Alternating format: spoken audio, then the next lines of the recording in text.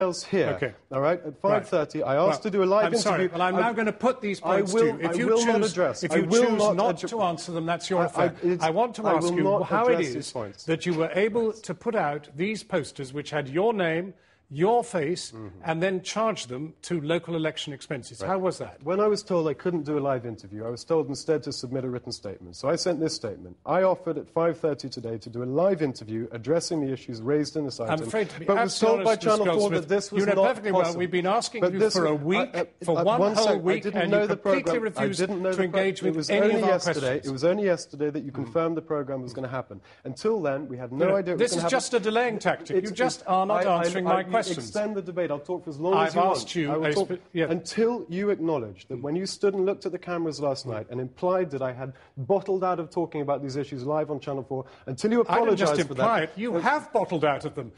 We have asked you since last Friday... Do you deny that we've asked you since last Friday to answer these specific questions, and you haven't touched any of them until yesterday? Absolutely. And if you had, you might have spared yourself all this trouble. No. I am now going to ask you about the trouble. You've asked me a question. And you are in trouble, so let's just have a look at this. You have asked me a question. You have asked me a question, I'm going to answer it. Right. Okay?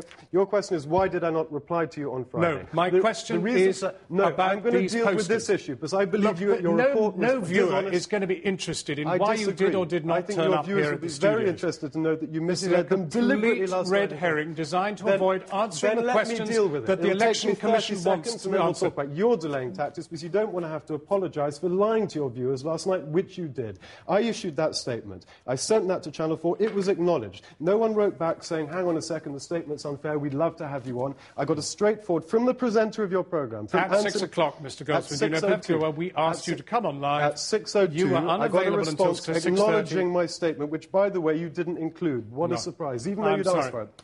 Even though you'd asked for it. It's very rare that I feel completely relaxed about our position, and I can tell you this. We asked for you last Friday. Last Friday, 1 week ago, we asked you to answer questions. And I didn't answer you. I am now going to ask you specifically. I'll tell you why I did not answer you. Why did you charge? Why did you charge? Do you want to hear an answer or not? I can tell you in 10 seconds. Look, the allegations are not about giving interviews. They are about overspending on election costs. That it's outrageous that I wasn't given a live right to reply. I think the viewer is going to be... And even more outrageous that you lied about it. Well, we stand by our position completely, and you can let Ofcom divide. Why did you take this to Ofcom and complain to them?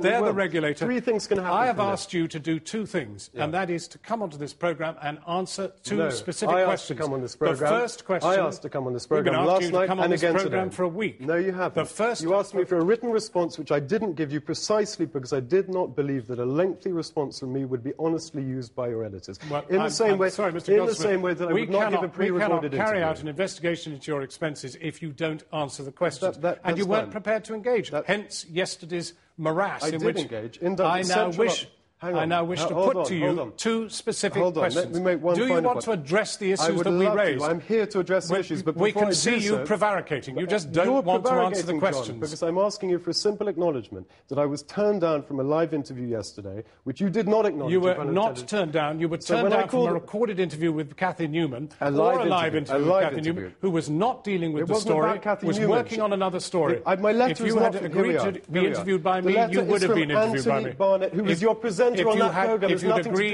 agreed to be interviewed by me, you would have been. A charlatan on this. I'm absolutely amazed by this. Mr Goldsmith, you are running us out of time. Anthony Barnett, you've got 1 minute left. Zac, will amend accordingly. Anthony Barnett, not Kathy Newman. I was turned down by the presenter who spent 12 minutes going through my expenses on that programme. Are you going to address the issues raised by this programme? To your viewers? Zac Goldsmith, I've told you to take this to Ofcom. If you wish to do that, you're very welcome to do so. Let's abide by their decision.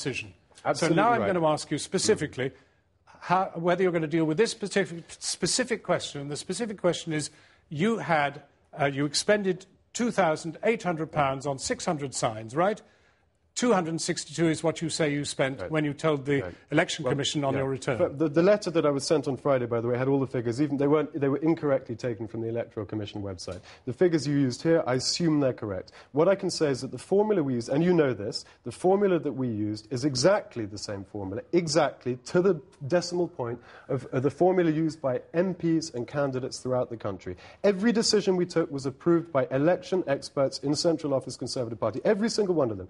And even here, look, a Lib Dem blogger, a very prominent one, Mike Smith, said, if Zac Goldsmith is guilty, they all are. Well, I can only say we are investigating 30 different MPs, and in terms of scale, yours far outstrips anything like it. Your suggestion is that I spent £2,800 more over a 4-month period. We're dealing with a 23-day period building up, which is the legal period that we're dealing with. 23-day period. And I've seen the letters you sent. And I've seen the letters you sent to other MPs. Just tell me this. So why is a poster nonsense. which has your face and your name on then paid for by local councillors who are fighting the council elections? Before having the posters designed, which were centrally designed, we checked. We didn't want to have to do 2 posters, local election and national elections, because people aren't going to have 2 posters in their garden. We wanted 1 poster for both campaigns. And we checked... But your poster doesn't even refer to the council elections. It says vote Conservative. It was local election campaign. Vote Zac Goldsmith. It has my name, my picture, and vote Conservative. And you're telling us that is about a local campaign. I'm telling you that is absolutely standard across the country. This was David Cameron's election in which new politics were going to be in play. Absolutely standard. Is this new politics? I'd love to see a new journalism. OK, let's deal with the jackets. No, let's continue dealing with the posters, if you will. This was all cleared by the Election Commission. You're perfectly happy about it. Cleared by every step of the way. Let's go on to the jackets. Let's go on to the jackets. They cost £2,168, but you only said you'd paid 170. No, that's not what we said. You spent 170. We spent 170. Right, 170. £170 on the stickers that you can see on the back. What about the jackets? I'm telling you, we didn't have the jackets customised, as your presenter said. We stuck stickers on themselves. They had vote Conservative on the pockets. 1 second. The generic, not Zac Goldsmith campaigns. We stuck the stickers on the back to personalise them, to customise them. But you made the jackets. You had them made. 1 second. We didn't have them made. We bought them. They're off the shelf. Look at them. But you paid for them. 1 second. These jackets will be used in the local elections, the GL elections, the Boris elections, my next election, if I contest another election, elections after that. These are generic property of the association. But you paid £2,166 hang on a for second. them. Again, if you were to look at the details of 650 MPs in this country, or at least those who use jackets or T-shirts or whatever it is, you will find exactly the same thing. The fact that you have zeroed in on this campaign is a reflection on your agenda, The receipt that we have seen has both jackets and stickers on the same bill. This was a job lot of jackets and stickers. We registered the cost of the stickers, not the stickers.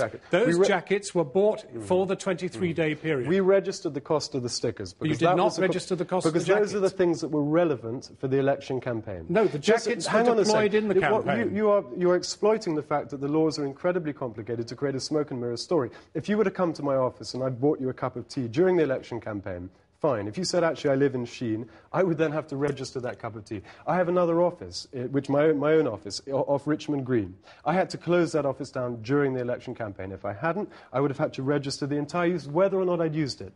The problem here is that you bought and deployed jackets and did not charge the campaign. I'm answering your point. The jackets are the same as the trikes we used, the electric tricycles. We didn't register the cost of those trikes. Well, if people register the cost of their election vehicles, they would wipe out their entire election budget at a stroke. We register the cost of running those things and a proportion of the cost. We'll get this clarified by the Election Committee because the Election Commission is going to go through all these figures. And 3 things will happen. So either they'll decide not to look at it, in which case you want to watch it, or they will decide to look at it and they'll give me a green light, in which case you want to watch it, or they'll look at it and find that there was something wrong, in which case we'll need you'll have to watch it. In which case we'll need another general. In which case we will need a repeat general election because the rules that I've here to are the same as the rules as every other MP. Thank you very much indeed.